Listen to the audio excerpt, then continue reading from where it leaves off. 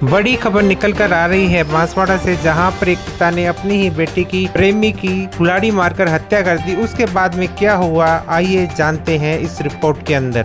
साथियों, क्या आप सोच सकते हैं कि किसी से प्यार करने की सजा मौत भी हो सकती है, और वो भी इतनी खौफनाक कि सुनकर रूह कांप जाए।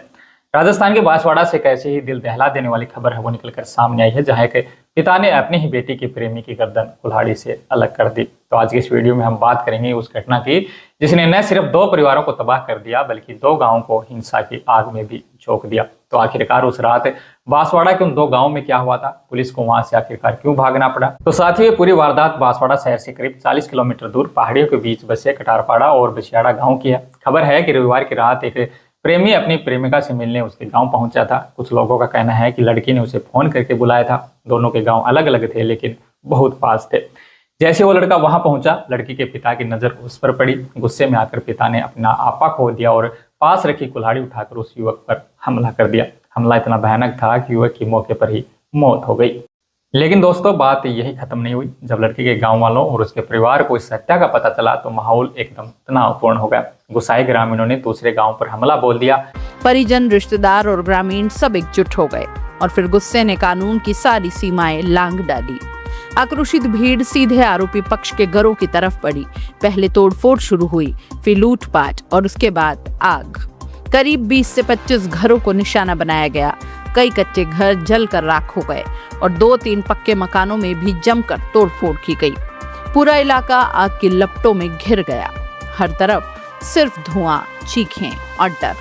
ऐसा लग रहा था जैसे गांव नहीं कोई युद्ध क्षेत्र हो।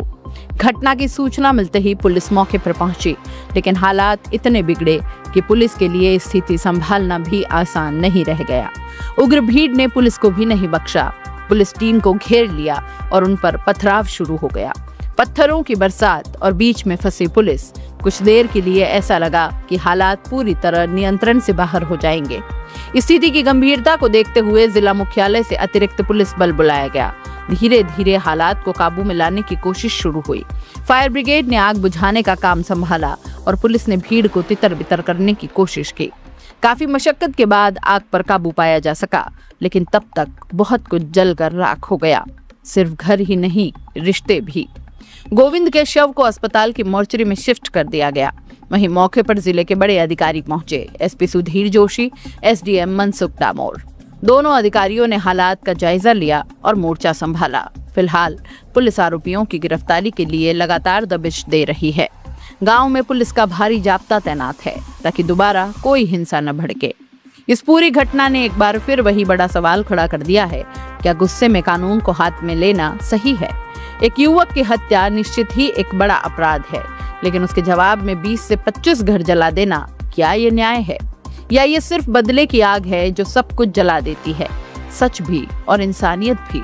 अकेला इंसान सोचता है लेकिन भीड़ सिर्फ प्रतिक्रिया देती है। इस घटना में भी यही हुआ। एक मौत ने पूरे गांव को उकसा दिया और फिर हर व्यक्ति भीड़ का हिस्सा बन गया।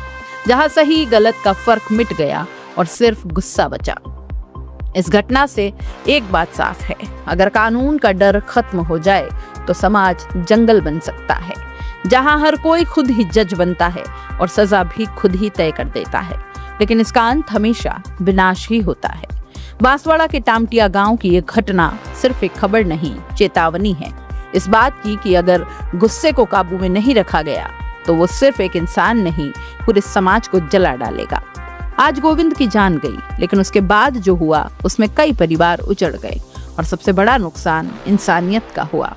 अब सवाल आपसे है, क्या भीड़ का ऐसा न्याय सही है या फिर ये समाज को और ज्यादा अंधेरे में धकेल रहा है? अपनी राय जरूर बताइएगा, क्योंकि ऐसे सवालों के जवाब ही तय करेंगे कि हमारा समाज किस दिशा में जा रहा है।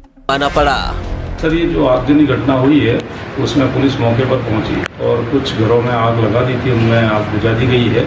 अभी पुलिस जाब्ता मौके पर है। मृतक की लाश को मोर्चरी में शिफ्ट करा दी है और कानून व्यवस्था अभी बनी हुई है और नियंत्रण। किसी के व्यक्ति के द्वारा अभी तक कोई रिपोर्ट दर्ज नहीं कराई गई है। रिपोर्ट का इंतजार किया जा रहा है पीड़ित पक्षों का। तो आग लगाई सर? करीब 20 से 25 घरों में आग लगाई है। 2-3 पक्के मकान इसमें तोड़फोड़ और लूटपाट की गई नजर आ रही है। मौके पर पूरी स्थिति का जायजा लिया गया है।